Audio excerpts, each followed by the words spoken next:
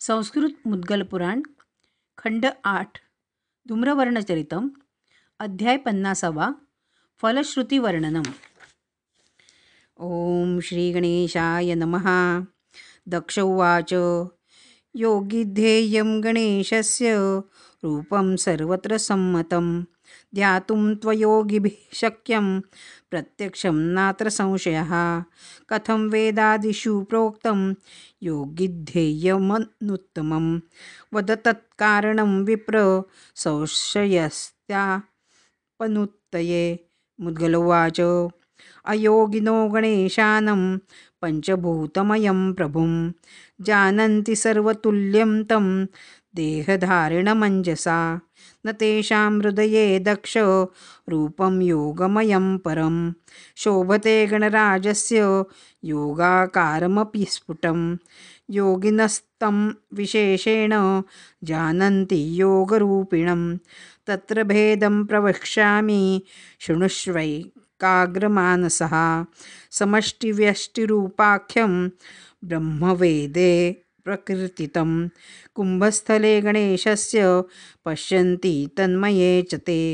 त्रिविधं विविधं दक्ष त्रिनेत्रे संगतं महः पश्यन्ति योगिनस्तस्य गणेशस्य महात्मनः. महाकारणरूपा तु शुण्डा तस्य प्रकीर्तिता बिन्दुः कण्ठस्थता दन्तः सोऽहं मात्रात्मकः स्मृतः. बोधरूपं गणेशस्य जठरं सांख्यवाचकौ कर्णौ चतुर्विधं ब्रह्म चतुर्भुजमयं स्मृतं. मायामोहयुतं ब्रह्म मोहहीनं सुसाक्षिकं. द्वौ पादौ गणराजस्य पश्यन्ति योगिनः किल. संहाराख्यं च यद्ब्रह्म परशुस्तस्य शोभनः. नियन्त्राख्यं तथा दक्ष अंकुराक्षमहात्मनः. कमलं सृष्टिरूपाख्यं पाशं मोहमयं परं बन्धमोक्षात्मकं हन्त दुष्टनाशकरं मुदा. अभयं भक्तजातिभ्यो रक्षकं वाञ्छितप्रदं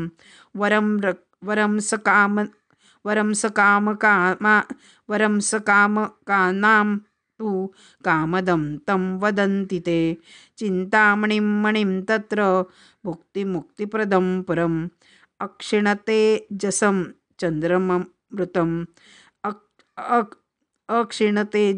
चन्द्रममृतं ब्रह्मनिश्चितं.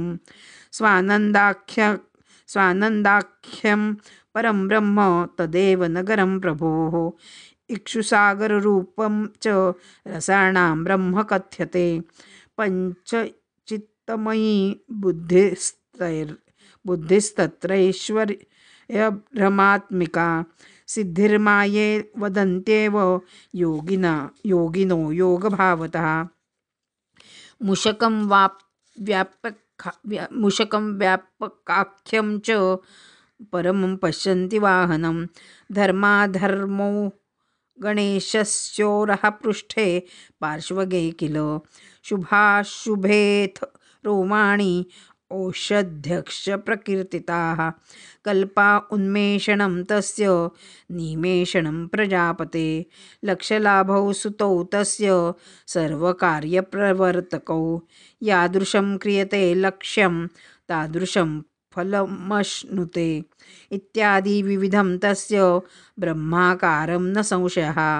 सर्वं तेन गणाध्यक्षो ब्रह्मणस्पतिरुच्यते. योगिनः शुकमुख्यास्तं ध्यायन्ते देहधारिणं ब्रह्मरूपं साकारं निराकारमयं विभुं. सगुणं कण्ठपर्यन्तं निर्गुणं गजवाचकं मस्तकं च तयोर्योगे योगं जानन्ति विज्ञपं. योगिध्येयमतो वेदादिषु संकथितं विधे. रूपं गणपतेः प्रोक्तं योगाकारं स्वभावतः. दक्ष उवाच मूषको वाहनं तस्य कथं बभूव विप्रप तन्मे ब्रूहि विशेषेण सर्वज्ञोऽसि कृपानिधे। मुद्गल उवाच मायया व्यापकं ब्रह्मा मोह्य नानाजनान् परान् भुङ्क्ते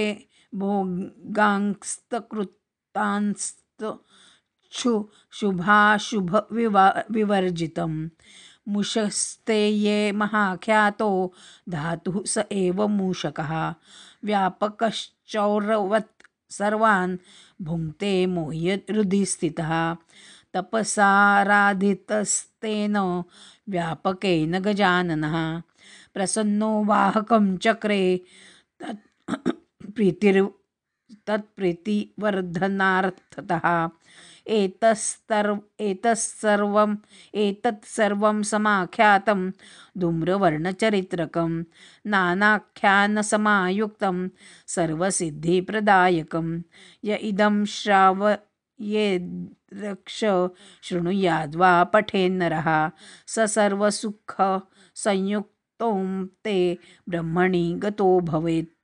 नानेन सदृशं किञ्चित् सर्वसिद्धिकरं परं यत्र साक्षात् गणेशानः कीर्त्यते धूम्रवर्णकः यं यमिच्छति तं स लभेदेन न निश्चितं श्रवणेन संदेहो मानवः शुभं श्नुते लेखयित्वा गृहे यस्तु पूजयेत् पुस्तकं नरः न तत्र राक्षसादिभ्यो भयं भवति कर्हिचित् भोगान् भुक्त्वा स विविधान् पुत्रपौत्रसुहृद्वृतः अन्ते स्वानन्दगो भूत्वा गणेशे तन्मयो भवेत्।